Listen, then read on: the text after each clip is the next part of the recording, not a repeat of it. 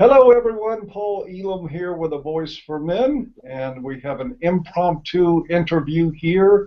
I wanted to take a few minutes today to talk with actually one of my favorite people in this movement.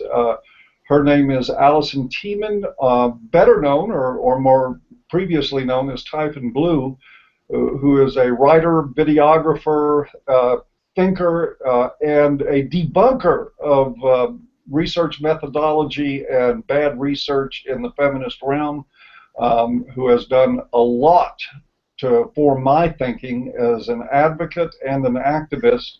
Welcome, Alison. Glad to have you here. Say hi to everybody. Hello, thank you for having me. It's a real pleasure.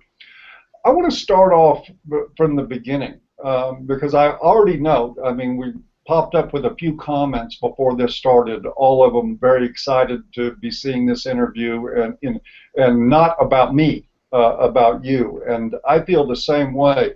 You have been, I think, probably one of the most unsung, even though you're well known, one of the most unsung people who have impacted the thinking of men's advocates over the past several years, particularly with your video and your writing, both of those things.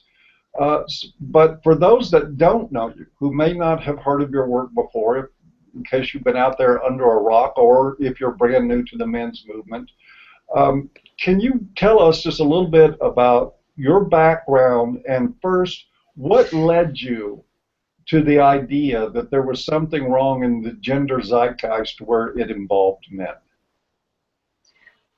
Well, actually, if you go back far enough, it started with my mother actually gave me a book called The Princess at the Window, and it was written by sort of a apostate feminist in the 90s, I believe, and that was my first introduction to men's issues. And the reason why she gave that to me was because I had just recently left an all-girls school, and she felt that I was becoming radicalized as a feminist. And it started with that, and I read that book, and then when I went to university, I read the entire shelf devoted to men's issues, one shelf, and it sort of started there. And then I started to participate online at SOC, the Newsnet news group, society.men, and then I was. At that point, I was noticed by a moderator at what was then, well, it still is, the Stand Your Ground forums, and he invited me to come comment at Stand Your Ground, so I did, and that was sort of where I got more involved in just the ideas of men's issues and men's advocacy. So and where I started to develop a lot of my ideas too, in terms of what's going on and why it's happening and who's to blame, and the structural underpinning of this misandry and this threat narrative that is being directed towards men. So that's sort of my history. That would be about 12 years. About 12, 14 years. Actually, it would be 18 years if you include when I started reading the Princess of the Window. No, actually 20 years, since I was 16. Since you were 16, now I happen to know, I'm not going to divulge, but I happen to know the person from Stand Your Ground that contacted you. He was also the first person that brought your work to my attention quite some time ago. I was simply wowed, and I watched the progression of what you did, and really appreciated it. But then one day you published a piece at A Voice for Men, and I think it was on your own blog at Gender Attic as well, called The One Good Man. And it was actually, I think I published that before I started my blog, possibly. Oh, I didn't even know it was that old. All I know is that there were two sort of pivotal events for me in my development as a men's activist. One was the day I read Myth of Male Power, where I was walking one direction but questioning it, and then turned around and walked another direction. And then over the years, I found that there was still just something else about men and about the dynamics between men and women that I was not putting together, I think, correctly. And I read The One Good Man, and I went, pow, and was like walked around in actually kind of a daze for a couple of days, feeling like I had been shocked out of my denial, my full denial of where we were really at between men and women, and where the explanation was about not only men's chivalry, but about the male feminists who have been a big part of this scene with gender politics, who have played on the feelings of women in order to gain popularity and to make themselves, I think, attractive to women of the feminist ilk. But it was written in a very different style. Can you tell us a little bit about the development of that piece, how it came to be? Even if it predated everything else, I don't care. Just sort of what inspired you to hit on that particular theme? Well, some of it came from reading some of the writings by the guy who did the No More Mr. Nice Guy site, and the idea that of just this hunger for approval and feminine approval that a lot of guys have. And the style, wow, that is a stumper. I guess I just decided to go with a more lyrical style because it's really something I read once was that it's almost like human interaction is more captured by a narrative, novels, fiction, than it is by psychology, and so I did that more dramatic lyrical style, just because I think that it's almost more, yeah, it's more impressionistic, but I think it's almost more accurate to what's going on, and more accurate to the emotions that are occurring. I can't really. You're asking me to dissect my process, and I don't know if I can in an intelligent way at the moment. Give me a few weeks to ponder that, and I can give you a more concise we'll have answer. you back in 2 weeks to have a more contemplated answer to that question. In the meantime, folks, if you have not read The One Good Man, I suggest that you Google it. You will also can do a search for it on the avoiceformen.com site, or you will also find it under the MHRM Classics, where it righteously deserves to be.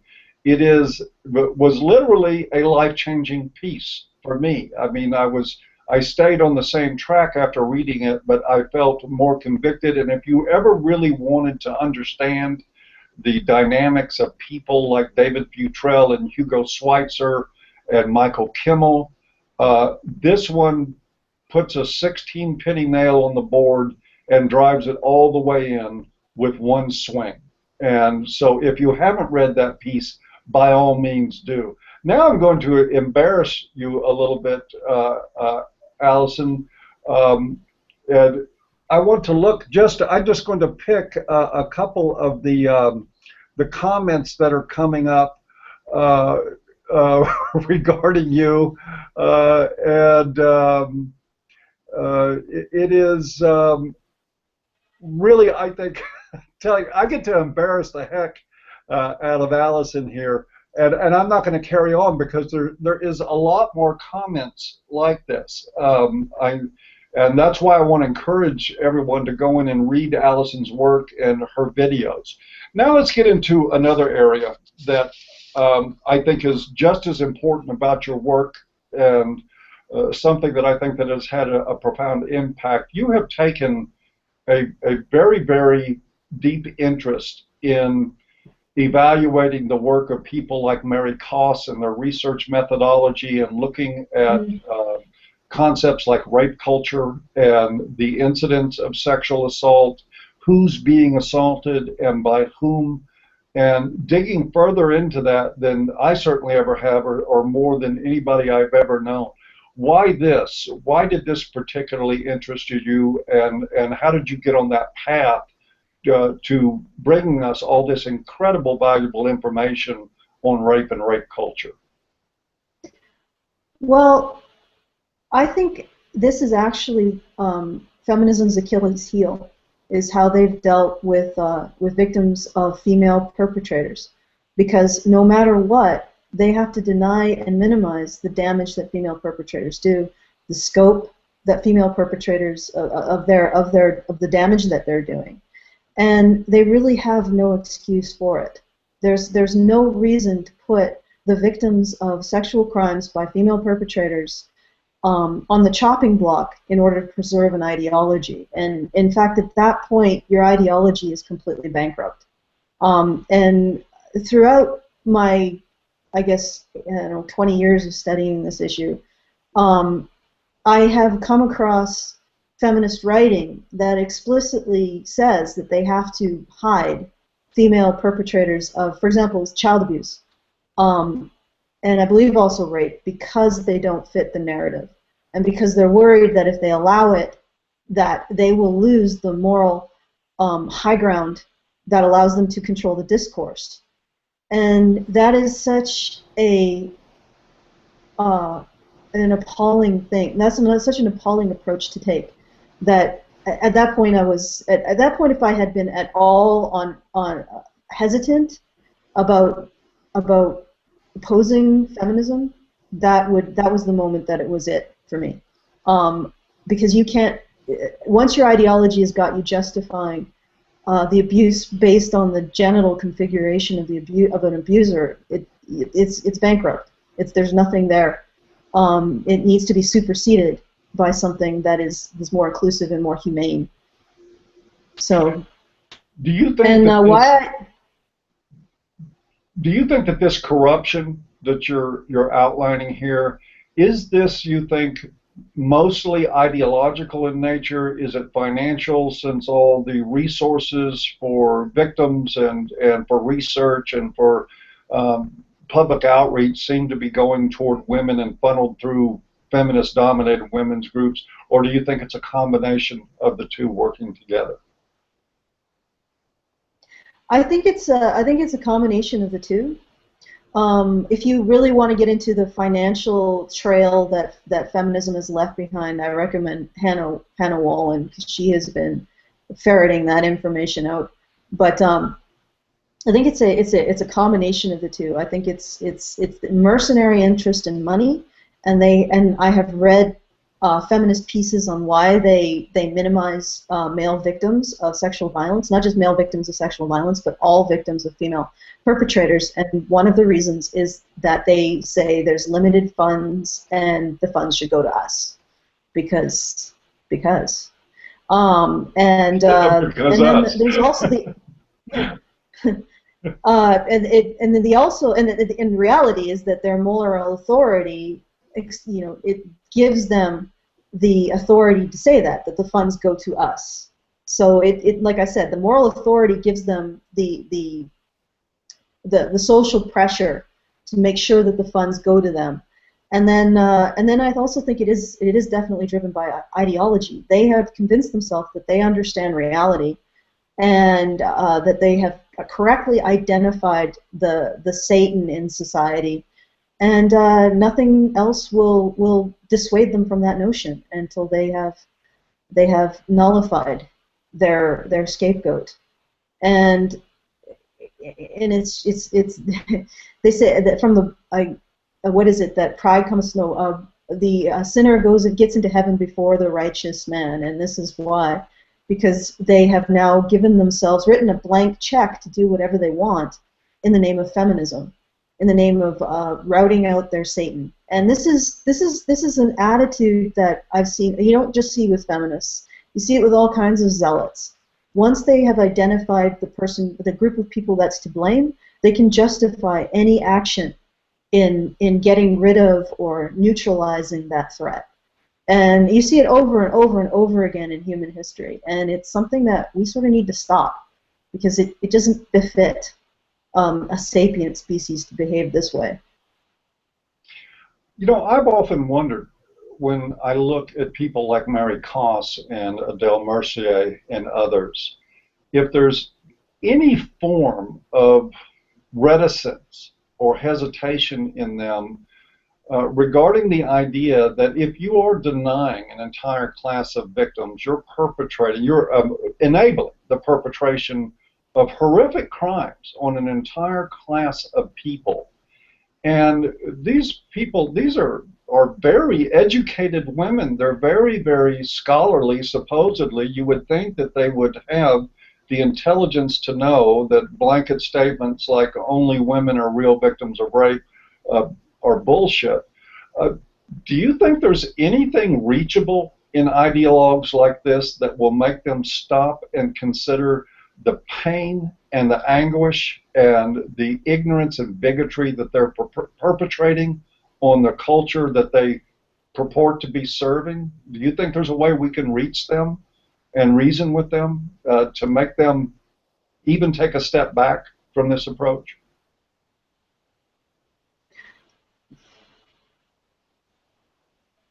I don't think anybody is irredeemable. But on the other hand, the problem is that the way our emotions structure the concepts that we can bring together. And for them, there's obviously a huge chasm between the concept of man and the concept of vulnerability. And they've embraced rhetoric that just maintains that and gives a rational excuse why that chasm exists. I don't know at this time, I can't tell you how to make them real, make the emotional connection between a man and vulnerability. And the irony is that when you look, if you were to look at their emotional map and the emotional, like the emotions create a shortcut between one concept and another concept, and they pretty much decide how we put concepts together. So if there's an emotional charge on one concept that's against the emotional charge on another, then it's really hard for us to bring them together. But the reality is, how do you fix that? How do you go in and say men do have vulnerabilities? And the other thing is that they don't even realize the limitation that they're putting on themselves by having those particular emotional concepts. Because if you are very easily placing women in the category of vulnerable, of acted upon, then you are saying something about yourself as a woman at the same time. You're saying something about yourself as a woman, about your capabilities, about your ability to cope, about your strength, about your potential. And everything you're saying about those things is very negative. So on the one hand, your inability to recognize their men's vulnerabilities is horrible, and it leads to these kinds of these incredibly bigoted errors in thinking that feminism espouses, that men are all responsible and men cannot suffer or do not suffer as much as women, or can't possibly suffer as much as women, and men have all the agency. But at the same time, it's also saying something about women. And if you're a woman who's saying this, you're saying it about yourself. You're saying that I am weak, that I have no influence over my environment, that I cannot change my life, that my life is not the result of my choices. Therefore, I am beholden to this omnipresent outside other that has created my life for me. And that is such a toxic place to be in. It's a mental illness. And especially since the reality is that these women have the most control over their lives. There's nobody else who has more control over their lives than they do. And to embrace this idea that they have no control means that they live in a constant state of misery. And so it's just like watching someone destroy themselves and destroy other people. And it's like, how do you get into that nest of insanity? And I don't know. I hope that they consider what they're doing to themselves, not just what they're doing to others, in their thought process. And there you go. That's what in terms of actually reaching them, they have to do it themselves. I don't think there's a way that we can do it for them, and that's really the problem. Is that again, they think that everything is outside of themselves. Everything about their lives is determined by someone else, and then they project the anger that the anger and fear that that very thought creates onto men. And how do you teach someone that they're in control of their own life? You can't. They have to choose. They have to choose to go down that path. So. Indeed, the subtle misogyny of low expectation and dependency can be self-inflicted. There's no doubt about it. Let's take a move up to more contemporary, more recent events in the MHRM.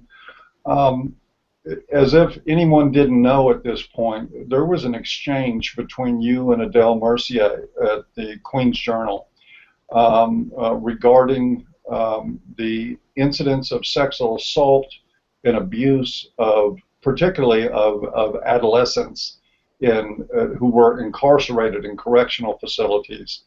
And it ended up in quite a firestorm, but it started with the exchange between you and Adele Mercier. For the benefit of those who have not followed this story from the beginning and maybe who did not read the exchange, I know that many of us read it incessantly and have talked about it incessantly since, but can you give us just the general scenario, the setup of what happened and how did it happen between you and Mercier? And by the way, Adele Mercier is a professor of philosophy at what university, Tyson? Queens University. Queens, yes. Hello, of course. And a feminist, and she was also one of the ones that was leading the charge, disrupting Janice Fiamingo's lecture. But let's move in more away from that. We'll come back to the Fiamingo thing, but let's talk about that exchange first. What happened there? Well, what happened with the exchange is I have this list of to counter the feminist drumbeat that men are more likely to be perpetrators of rape than victims of rape. I have this list of research into female predators, female sexual predators who prey on men and boys. And I just posted that list on a letter to the editor that was explaining how men's issues should only be done within the context of a feminist framework. And I said, well, this is studies that nobody knows about because feminism chooses to hide female perpetrators. And this is one of the reasons why feminism should not control the discourse on men's issues, because they're not being honest about female perpetration of sexual violence against men and boys. And they're just totally resistant to these statistics that have been around since the 80s.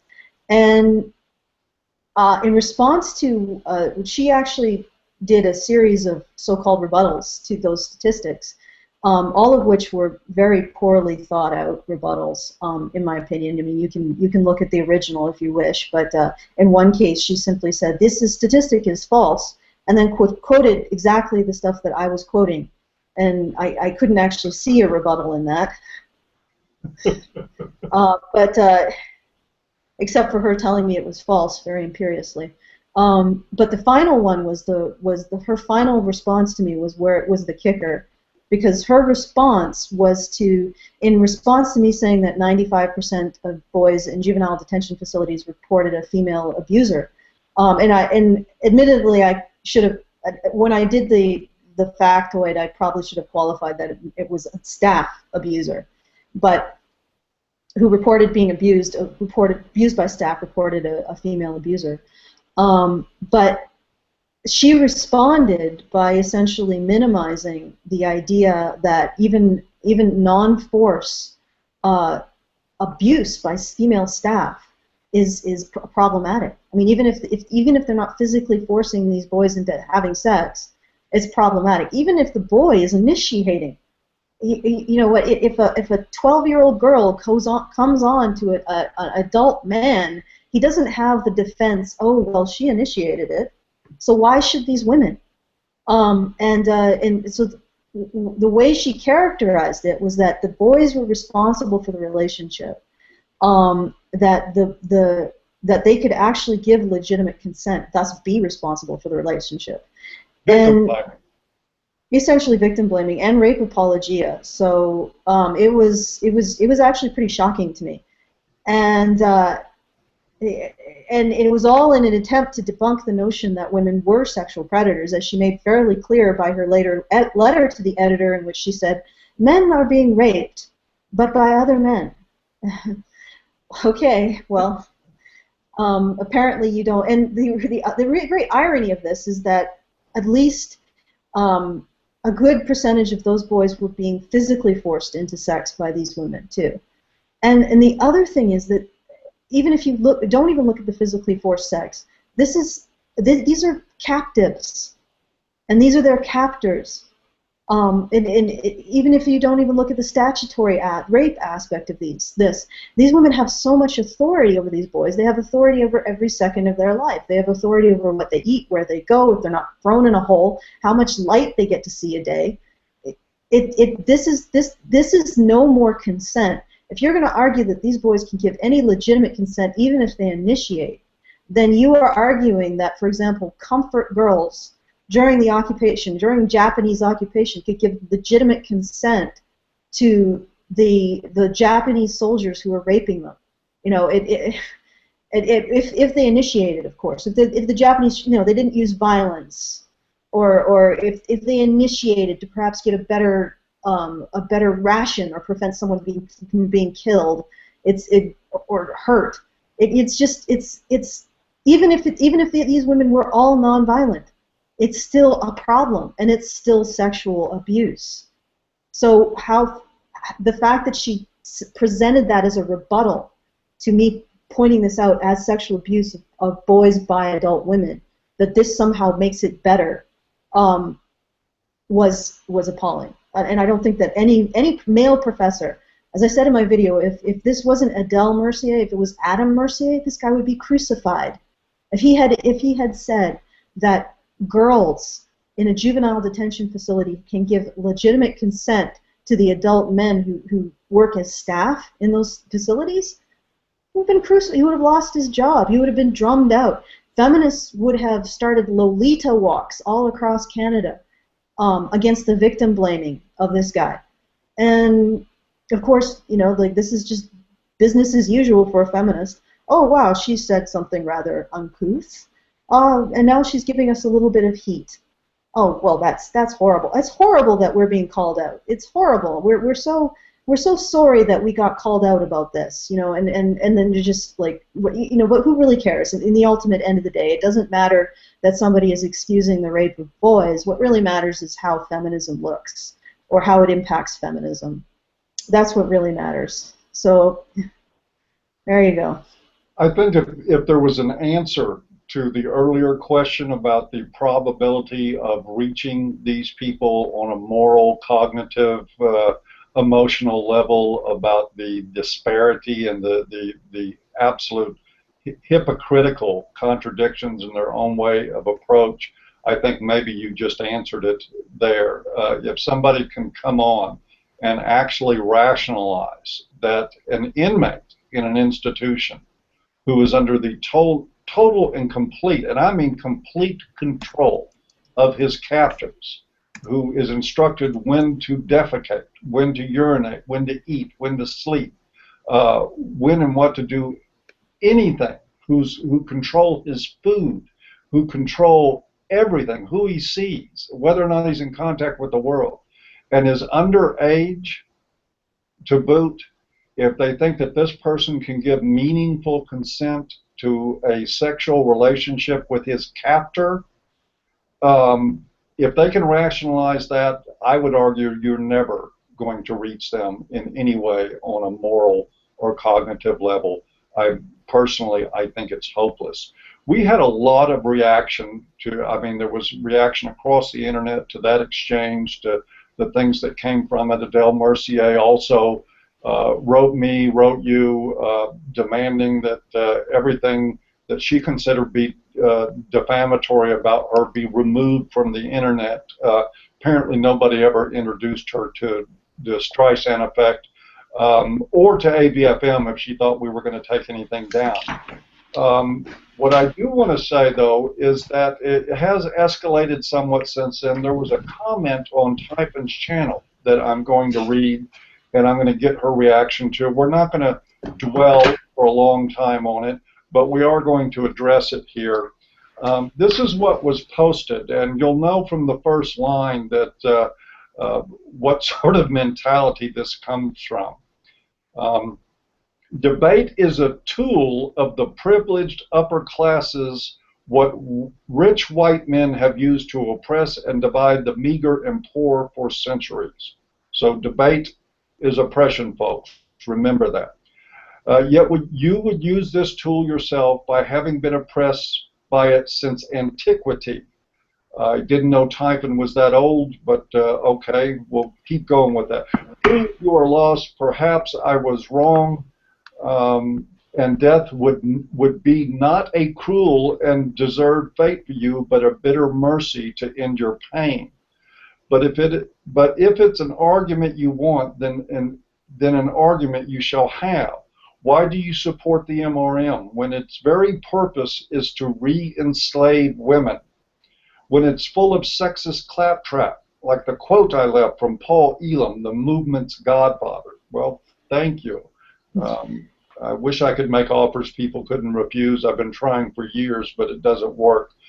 How it seeks to project itself onto feminism, how it silences them so their arguments cannot be heard or threatens them, tracks feminists down and brutally beats them for their views, or posts lists of their names so sexist trolls can bombard them with rape threats. Can you answer these questions without some BS excuse like not all MRAs are like that? I can. No MRAs are like that. This is all bullshit. Last paragraph here. Feminism was about equality, but the time for peaceful discourse draws to a close. If it is violence the MRM wants, then we will cut out equality by force and write a new edict of fairness in your blood. Pick a side, Alison, but choose carefully. You don't want to be on the losing side of the war. Is this a troll? Yeah, I think so. Is this reflecting some of the mentality going on among gender feminists? Yes, I think so. Alison, why don't you tell us your reaction to this? Well, what was sort of sinister about that particular, and you're probably right, it's most likely a troll, but what was sinister was that the process, the comments before that outlined how you could go from feminist theory, which has identified their scapegoat, to essentially justify killing a woman who's trying to defend, the Satan, the evil one, and who's apostate and thus deserves to die, because, and in the reality that this is not uncommon for radical feminists to also say that they would like to kill a majority of women in order to save women. And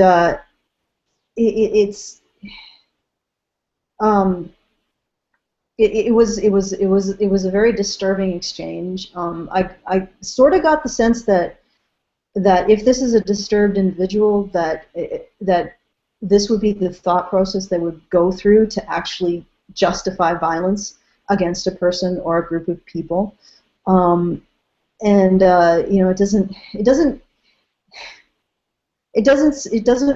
wouldn't surprise me that there are sociopaths or particularly unhinged group of people who find this rhetoric, because once you start targeting a group of people for blame for society and start saying that they are to blame, that they are the reason why everything is wrong in society, and they're to blame for all of the evil in the world, it doesn't take a lot for somebody who's deranged to look at that and say, hey, I can make the world better by killing them. And you see that throughout history, right? It all starts by pinning the blame on a group of people, that they are to blame. The black people are to blame for the fact that the Reconstruction failed. Therefore, Jim Crow is justified, right? Jewish people are to blame for Germany's economic woes. Therefore, and they have such incredible power over society. Therefore, it's justified to round them up. And it always starts with that. All these acts of violence always start by being so sure that a group of people is to blame for the ills of society, or for persecuting your particular group. And it's never right. Like this entire line of thinking has never in human history resulted in a correct conclusion about who is to blame.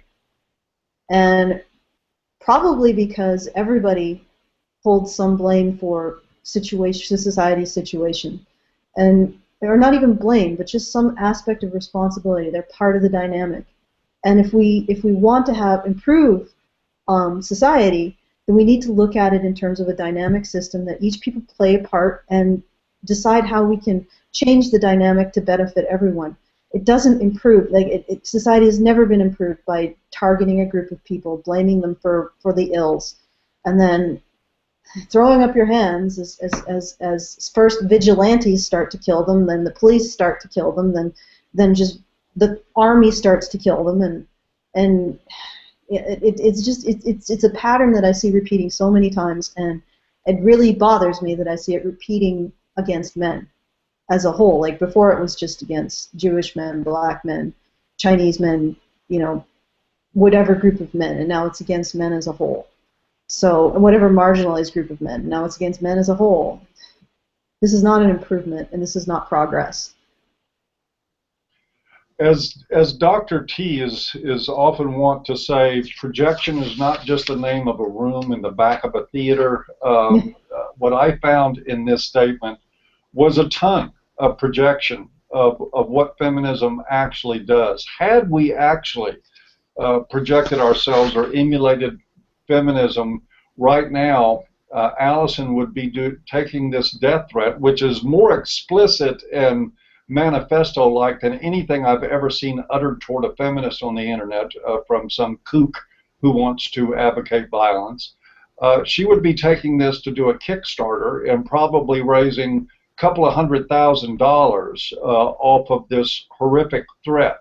Instead, we're here discussing it rationally and calmly and not trying to create hysteria around it, because just like with so many of the nutcases on the internet, this is probably just a troll.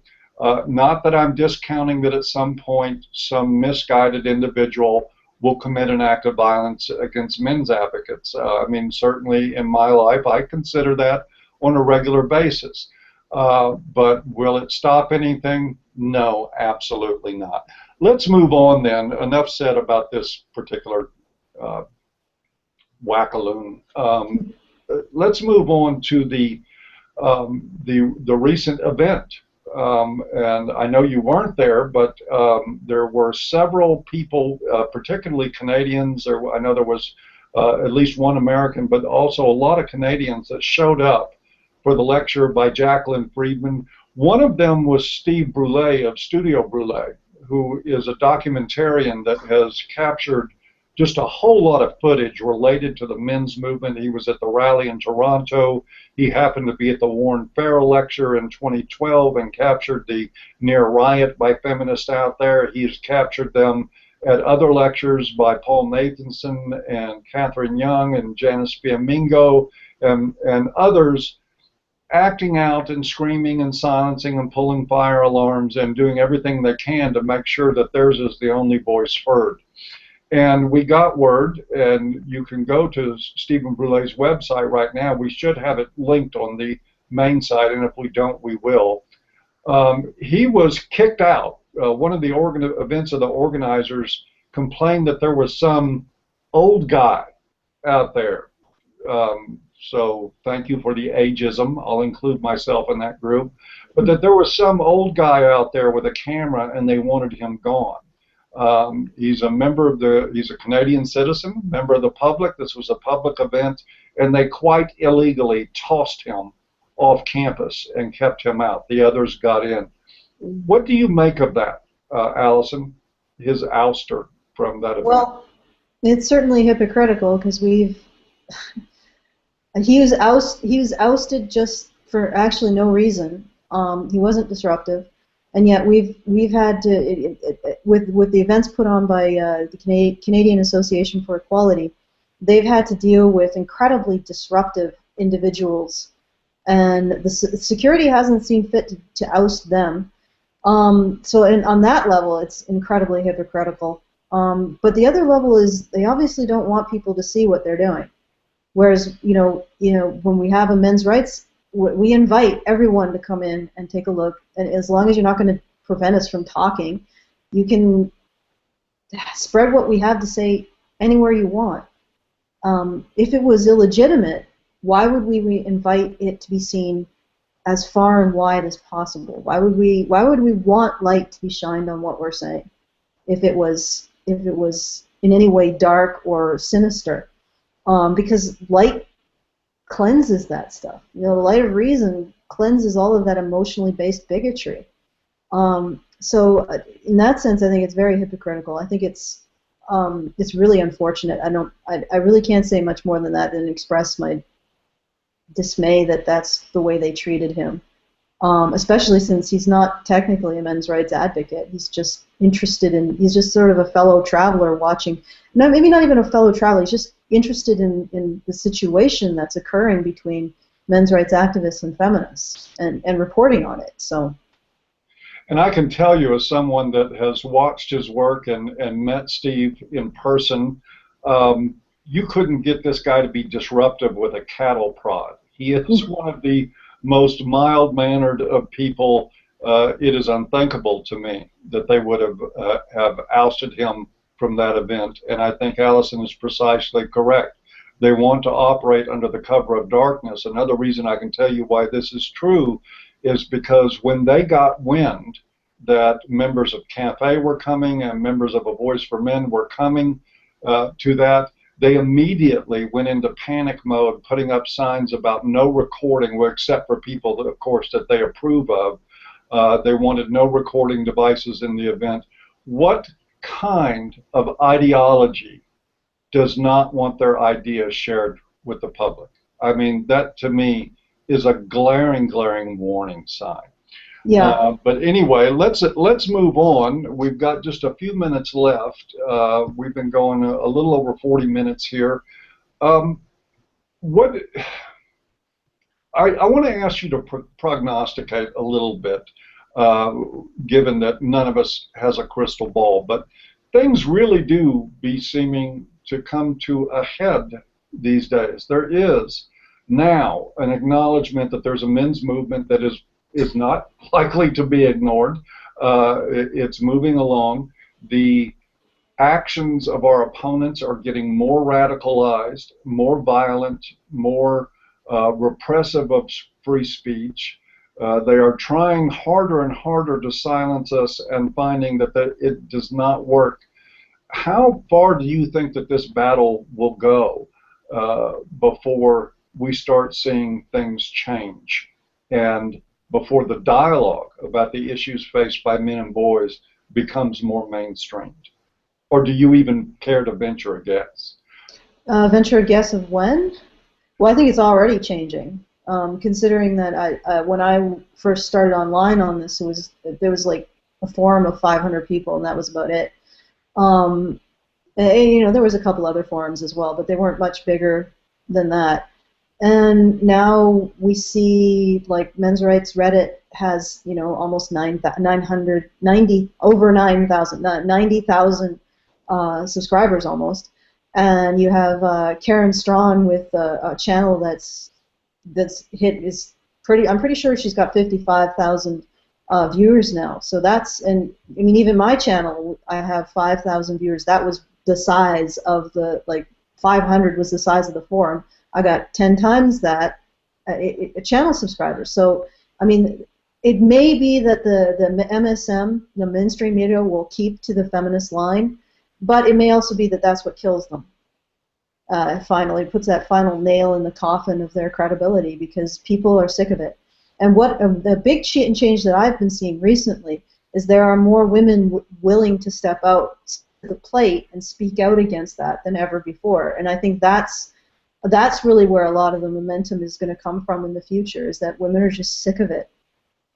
They're sick of seeing their male relatives, their husbands and their sons and their fathers and their brothers be well, let's face it, be shat on by society with the rhetoric and the constant drumbeat of misandry. And also I remember there was one comment a while ago by a woman who said, "What did feminism ever do to me except give me the ability to put my husband in jail on a false accusation?" And there was such anger in that, and in truth too. I mean, I don't want to live having life and death over my partner. It's horrible for him, and to be quite frank, it's horrible for me. That's not a position that any person should be in over another human being. And I am tired of feminists shoving more of this power my way. And I know myself, I'm not going to use it, but I don't want it. I do not want it. And even having it makes me feel ill. And it makes, in some ways, it gets into my personal relationships with men, and it creates this power differential that interferes with the trust, and it really should, because men shouldn't be expected to trust this much. They shouldn't be expected to trust women this much, with this much power over their lives, and it's a disgusting situation to be in. And that's one of the reasons why I fight against feminism increasing women's power over men. And we should have recourse if we do get into a violent relationship. I mean, men and women should have it, but this is obscene. This is distorting what it is to be human, and it's doing it in a very fundamental relationship between men and women. And what more can I say? It's not something I want to live with, and that's one of the reasons why I fight against it. Again, men should not have to trust this much. That's my opinion. When women say, well, not all women are like that, well, that doesn't matter. Men should not be expected to trust this much. You can just trust her. No, this is going way beyond. If you are a trustworthy person, you know how much a person should be expected to trust you, and this is too much. This is totally an unacceptably asymmetrical situation, and you cannot expect men to trust this much. So I totally agree with guys who say, you know what, I can't offer that much trust. I am exiting this situation as much as I humanly can. That is a perfectly acceptable stance to take as far as I'm concerned. I told my husband, getting married, this is going to be something that opens you up to vulnerability. And he was like, well, he was the one who proposed to me, and he said, well, you know what, I'm probably safer with you than any other woman. So there you go. Do you find it also somewhat insulting, and I'm not trying to be leading, this is a very serious question, do you find that the presumption of you as acted upon and as having no agency of your own other than what is reactive to men, is that somewhat insulting to you as a person? I would be insulted if I gave a shit what other people thought. Well, I mean, to a certain extent, everybody gives a shit about what other people think, but I generally try to keep to the people that I respect. So the fact that feminists think I'm defined by being unable to make any positive action in my own life, at least unable to make any more positive action in my own life that isn't completely negated by the actions that men take, you know what, it's just like, this is something I can resolve myself. Like this particular thing, being seen as being acted upon, is something that I can actually correct myself, because I don't have to take that in. I don't have to accept that kind of, oh, you can't cope with life. I can challenge it in myself. The legal situation that men face is not something that I can change.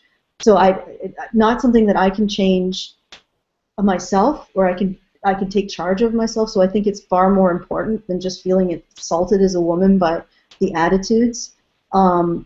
It, you know what? Like it's something. It's a difference between something I can take charge of and simply say, well, fuck you. If that's the way, sorry. If that's the way We don't you see allow women, swearing in a voice for men. if that's the way you see women, then I'm not interested in your opinion. But the legal situation is something that I really can't just change my thinking about and it goes away, you know. So I think that's far more crucial to I think that women need to be aware of the kind of messages that they're ingesting. These things about not being able to cope with their own lives, about being a victim, about being acted upon.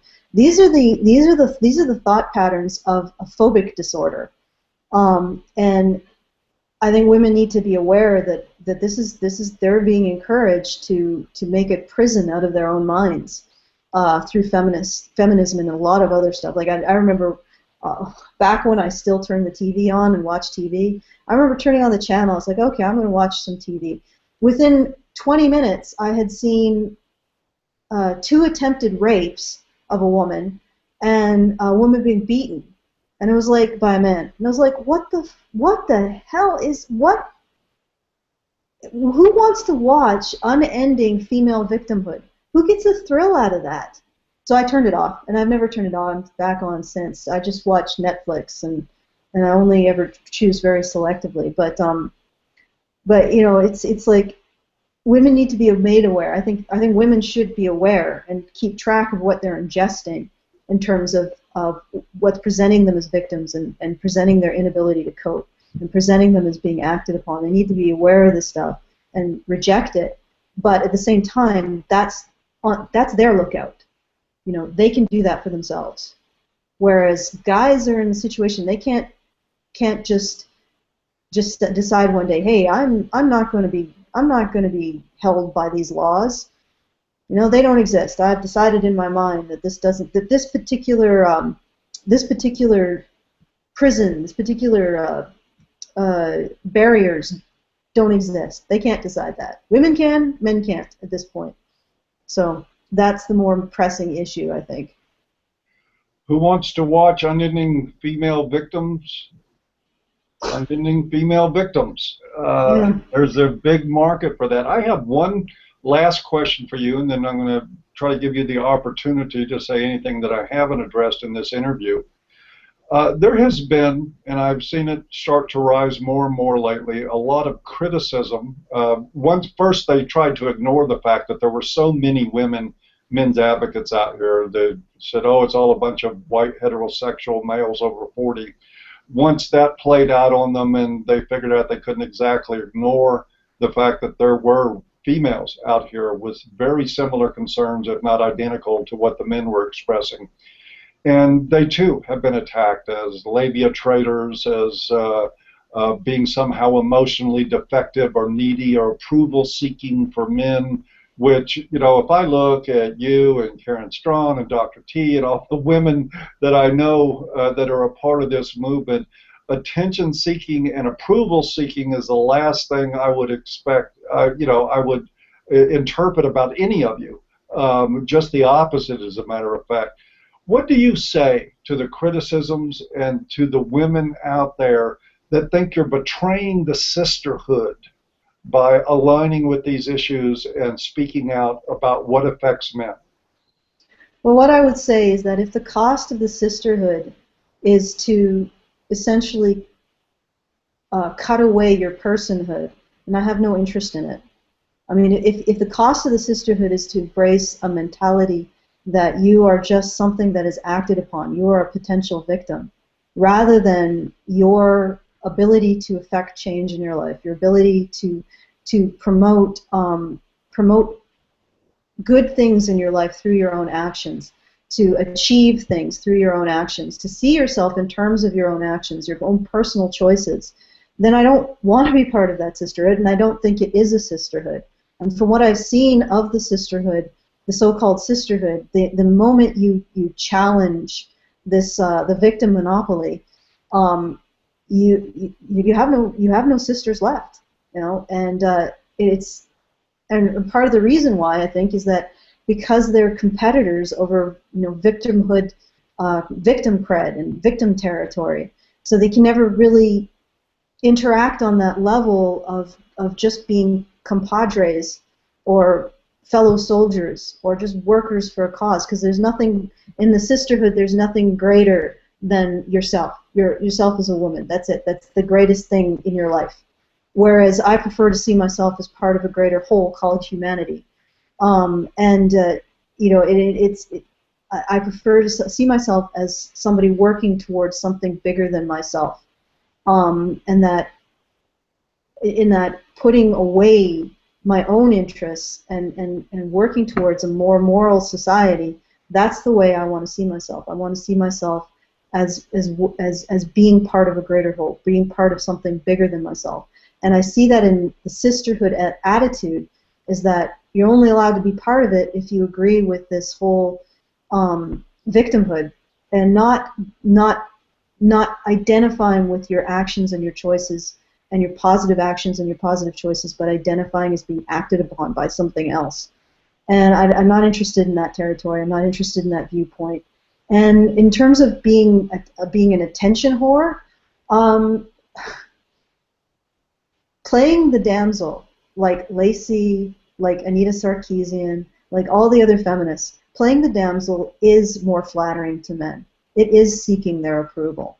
Feminism is seeking their approval. Even if you're bitchy and a feminist, you're still seeking a man's approval. You're still saying, help me, I can't help myself. You have all this control over my life, and all I can do is beg you to be nice to me, and beg you to not hurt me, and maybe if I'm feeling really, really feisty, I can squeeze my little fist together and say, oh, you're so horrible. Oh, you're so horrible. And this is the role. This is the role. It's just this tiny little creature beseeching the larger creature not to kill it. And it's like, dude, that's not women's role throughout society now or historically. I mean, I'm not going to say that we're as strong as men physically, but neither is a farmer stronger than a horse, right? And yet we understand the power dynamic there. And I'm not going to say that is the power dynamic between men and women either. But there's a lot more powers than physical. There's a lot more ways of controlling your reality than just brute physical strength. And and I look at history, and I don't see women that were weak. I see, if I had to put money on a homesteader wife versus, I don't know, Rebecca Watson, in terms of sheer grit and moxie and strength, I know where my money would be. Oh, and God, these are the women. These are the women they're saying that were weak and oppressed. I think they'd probably get punched in the face if they actually met one face to face and said that to her. It's just anyway. That's what I have to say. I have the privilege of knowing a lot of the older women in my family, grandmothers, great-grandmother, etc., and I can tell you that if you had called any one of them weak and powerless, you would have been in for a big surprise very, very quickly. They were not weak and powerless. They were not disempowered in any way, and of course, it gets into exactly what Typhon was talking about. Look, our time is nearly up. This has been an incredibly, I think, wonderful interview on your part. Is there anything that I haven't asked you that you might want to add to this today before we close? Can I plug Honey Badger Radio? You can plug whatever you want. Well, if you're interested in hearing more women who are interested in promoting men's rights, check out honeybadgerbrigade.com. I'm part of Honey Badger Radio, which is essentially just giving a platform for women who are interested in men's rights and interested in promoting men's rights and not interested in playing the damsel, but actually taking responsibility, their share of responsibility for improving society for both men and boys, and in terms of questioning this victim ideology for women and girls. And yeah, so check us out. We're growing. Now we started out with Hannah and Karen and me, and now we've grown even larger. I mean, our newest recruits are Rachel and Rachel and Alyssa, and we also have two new recruits, Jessica and Crystal. And Crystal's actually out there pounding the streets, directly facing misandry with activist interventions. So check out. Let's see. I probably cannot remember her blog off the top of my head, but I'm sure that at some point the links will come up. But she's doing great work.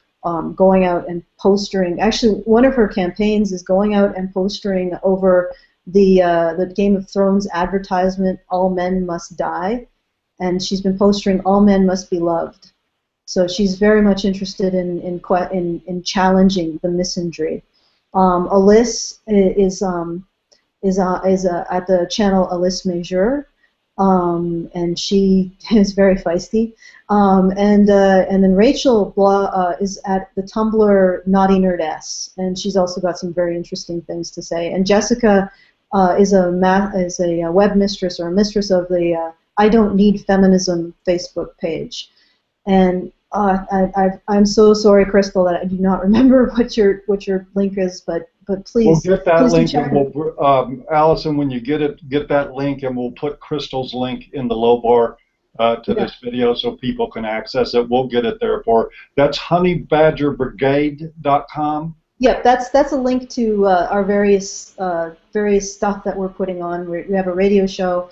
I'm working in secret on a web comic that just brings out the funny side of men's rights and men's rights activism, and tries to make light of the shit that's thrown men's way. Because humor is a coping mechanism, and we're also working on a blog that looks at reviews of popular media and stuff. And that's us. Okay, one more time, folks. That's honeybadgerbrigade.com. You definitely want to check that out to hear those views and opinions directly from all the now a herd of horses from their mouths. Also, again, I want to suggest very strongly that if you have not read Generatic blog, or if you have not in particular read Alison's piece, The One Good Man, Google that, search for it on A Voice for Men, or look for it in the MHRM Classics. It is absolutely must-reading, in my opinion, one of the first pieces that I selected for MHRM Classics, and I think for very good reason. Alison, thank you very much for spending this hour with us, giving us some of your valuable time, and for answering all these pushy questions, and for suffering some of the embarrassment that I put you through, because I know you don't like people bragging on you. But it's been a pleasure to have you. Thanks for being here. Thank you for having me. Bye-bye, everybody, and remember, the conference tickets are still on sale. You want to be there for that one, folks. Bye-bye.